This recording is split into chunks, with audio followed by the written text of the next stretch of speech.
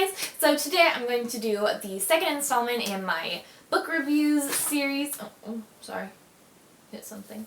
And today I'm going to be reviewing books that follow more like the romantic love story.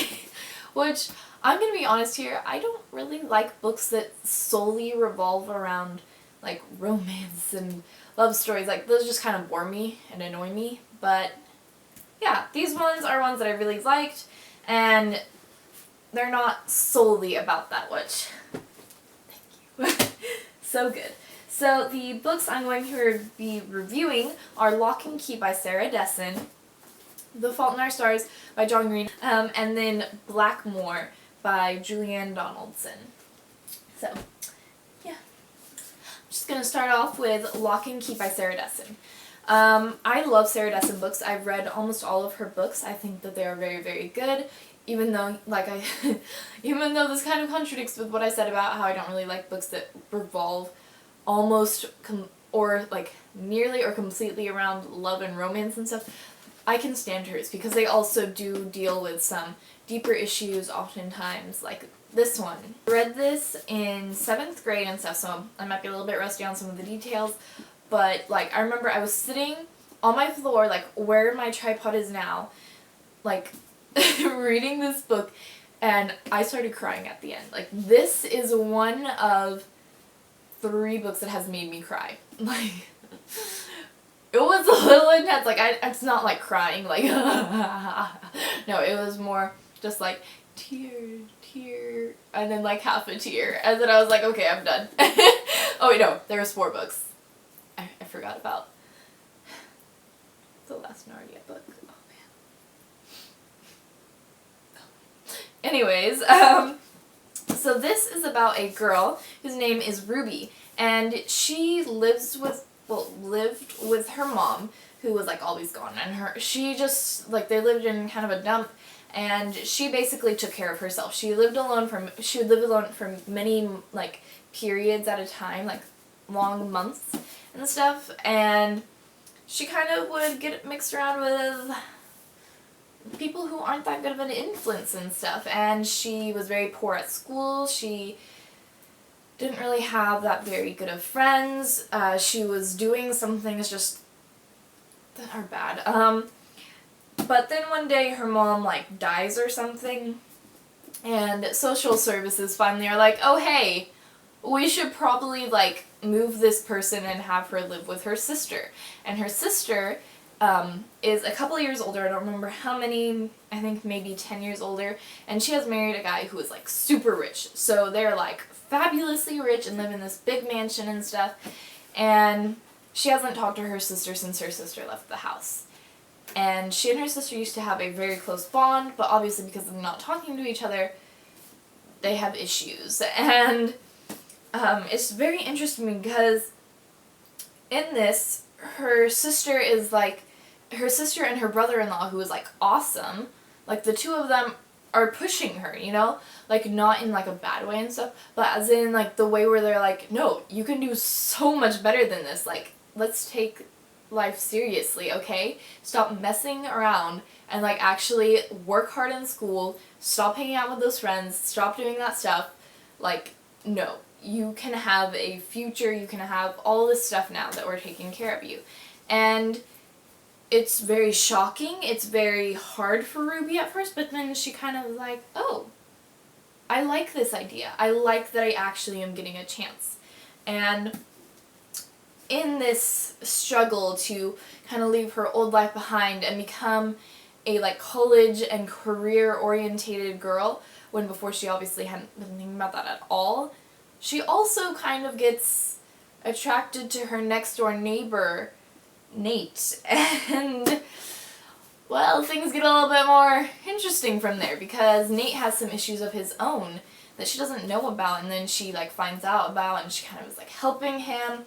And this book, it's just, it sounds like it doesn't have a lot to it, but the thing is this book is just so beautifully written, and it's written with a true passion, and it really feels like it's a teenager telling the story, not Sarah Dessen. It feels like it's Ruby. It's Ruby's story, and It is so amazing. And like, I like the sentence at the back and stuff. It goes, Ruby soon comes to realize that sometimes, in order to save yourself, you've got to reach out to someone else.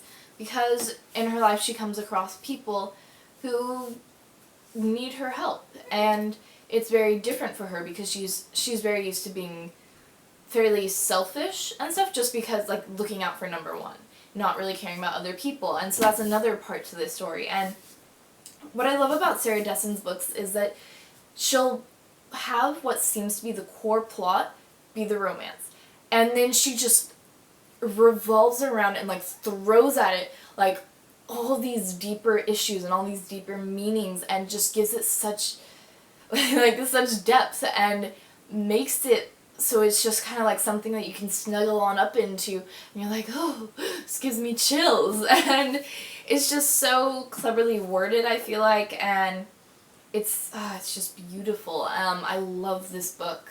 It's really good. Like, I also lent this to someone else, and they read it and they said that it was really good. They really loved it, and I don't think I've met anyone else who's really read it, but I would highly, highly, highly, highly, highly suggest reading this book. It is just, it's so amazing. And, yeah, so on a scale of 1 to 10, I would give this book an 8. Yeah, solid 8. It is so good. Like, no words, really. The next book is The Fault in Our Stars by John Green. And I'm just going to say it. First thing, I feel like this book was overhyped. There, I said it. Let the hate come. I don't care. It's my opinion. I feel like this book, like, I remember my friend saw the movie premiere, like, the night before Our Stars or something, and she was telling me, she's like, this is the value of your life? This is the value of this book! Ugh! I think this is out of frames. Like this. Like, she loved the movie, she loved the book, and, like, that was pretty much everyone's opinion. And when I read it, I really, really liked it. Like, don't get me wrong, but I felt a little let down because it had been held up to such a high standard, and then it just kind of was like, not really. Like, sorry, John Green, Mr. Green, don't know what to call you. I like your history classes online that you do on YouTube. Those are interesting. Yeah, but, so this, if you don't know, is about a girl named Hazel, or as her boyfriend, Augustus Waters, calls her, Hazel Grace, and, obviously, she meets this guy named Augustus Waters, and she meets him at cancer support group, because, if you couldn't guess from that little hint, she has cancer! Oh, and so does he. And she has, like, really bad cancer, and she has to walk around with, like, nose things, her nubbins, and get plugged into her BiPAC or whatever it's called. I don't really remember lots of the terminology and stuff. But, yeah. She has cancer. Augustus has cancer. Her friend Isaac has cancer. He loses his eyeballs. Yeah, I really liked this book. I feel like it was John Green, I believe, said that he wanted to write a cancer book about kids who have cancer that are still living lives to the fullest and stuff, and that it's like their cancer doesn't fully affect their lives. I mean, obviously it can't have, like, no effect, but, you know, and I think he did that very masterfully. This book was very well, like, very cleverly crafted. It was very funny and witty, and it definitely had a teenage voice to it, like, more so than Lock and Key, which is more of, like, a mature type of teenage voice. This was more of just a classical teenage voice, and it was very interesting to read it, and I really did like it. I'm sorry for saying, like, I feel like at the beginning I made it sound like I didn't like this book. I liked it, but I did not love it. I would probably read it again. I don't know if I want to read other John Green books. I've heard a couple that are, like, better than this, but obviously less known about and stuff, so I might give those a try, but yeah. Liked this book. I definitely want to see the movie. I feel like Ansel Elgort, or whatever his name is, who plays Augustus, I feel like he is perfect. Like, just from watching him in Divergent and stuff. Like, I don't know why, because even though their characters are, like, polar opposites, it totally made me be like, oh, you would be the perfect Augustus! And then, Hazel, like, watching her in Divergent, and then I've watched her in Secret Life of American Teenager, like, she'd be pretty perfect, can I just say. So, yeah, this book was really, really good. Yeah, on a scale of 1 to 10, I would give this a 6. Maybe a 6.5. Yeah. Honest opinion there.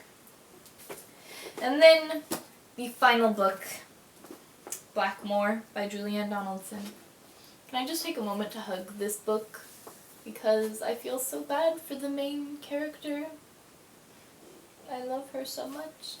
And I love her love interest, Henry Delafield. Yeah, this book, I'm gonna be honest, at the beginning I was not fully taken by this book, but by the end I was crying. Like, not the lock and key type of crying, it was like tears just coming and stuff. And because this book, it starts out just very la-di-da-di-da and stuff, like a bit of humdrum, and then all of a sudden, like, you wake up and you're like, you're like speechless because this book is just so perfect. Like, I really like how it was very, like, low at the beginning and stuff, and it just kind of was like, and then all of a sudden you just, like, you could feel yourself delving deeper and deeper into the book, and you're like, oh man, this storyline, this plot, this everything is getting so much better, and so you're like, yes, Julianne Donaldson, yes, what's your name, Kate, good job, go, and then you, like, just start rooting for the book, and then all of a sudden you're like, no, this was so sad. This is so perfect. This makes me so happy and so sad at the same time. Like, yeah, this book, it's so good. Oh my goodness. But so, basically, Kate Worthington, also it's set in England, and this is more of a historical fiction book. This, like, I love history in general, and then to take it even further to historical fiction is just, it's perfect. So this is set in, like, Elizabethan times, I do believe, which is, like, when Pride and Prejudice is set. This is when, like, all British period dramas are set, and there's kind of a reason. There's just such a romantic feel about this time, and it is, but, so Kate Worthington she's not quite poor per se, but she's not well off, you know, and she lives with her family, and she lives under the tyranny of her mother, who is kind of known for poor behavior that involves lots of gentlemen, if you get my drift. Yeah.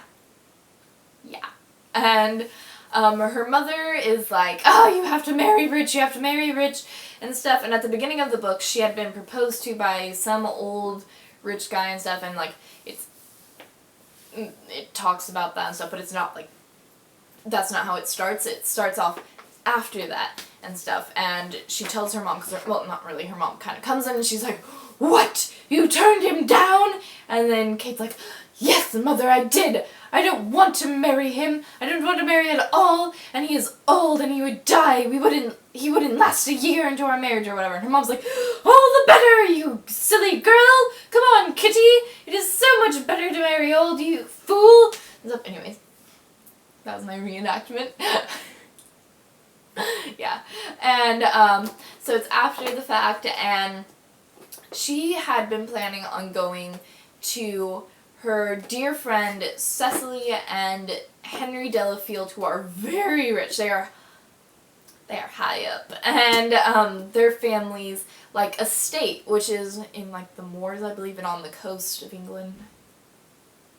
Yeah, and which is called Blackmoore, and she'd been planning to go like that next morning, and she'd been waiting all her life to go there because she just always felt so left out when they would leave without her because she has no other friends, and so she was just like, this is so lonely and so miserable here. The Delafields are awesome, and like their mother had been denying her coming for years and years and years and years. And then finally, like, Henry had made her a promise, like, I will take you to Blackmoore. I will let you see it. And Henry is a little bit older than her. Cecily is her age, and they're, like, best buds. Well, they were. Anyways. And, so then finally she's gonna go, and she's so excited. Except her mother, because her mother is evil, and she's like, oh, you think that you, like, can control your life? You know? Like, no, girl, you are not going to Blackmoore anymore because you turned down this guy's offer of marriage. And Kate is just like, ah! And her mom also says, no, you can't go to India. I'm going to write to your aunt and, like, make my answer. Because her aunt had offered, oh, I want to take you to India. And in this time, India was an exotic, wild place. And she asks the gentleman that she meets, who had recently returned from India, like, oh, I wish to go to India so much and stuff. What's the adventure like? What's all this stuff? And she's asking him about it, and he's like, it's no place for a lady. And he's just a snob. And yeah, so she just craves to go to India and to escape and to just taste adventure, because she's just stayed in the same house with the same people her whole life, and she's bored with it. And, so then basically, she wants to go to Blackmoore in India really badly. So she thinks, and she thinks, and she goes to her mother and she says, Mother, if I can, let me go to Blackmoore, where there will be plenty of gentlemen that are single and rich, and I will get 3 proposals from them, and I will turn them, like, you know, I'll, like, turn them all down or whatever, and if I do that, then you have to let me go to India. And her mom is like, okay, I think her mom actually comes up with part of it. Anyways, but so then her mom's like, perfect. And so she lets Kate go to Blackmoore.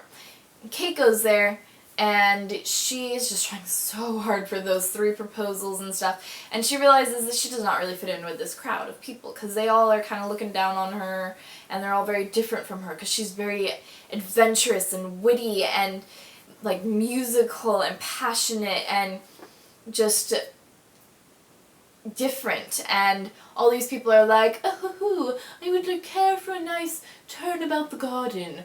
Oh, who would like to sit and play some cards and stuff? And she's just like, no, let's go hiking around. Let's, you know, and it's kind of her story of getting the 3 proposals with a twist and her falling in love and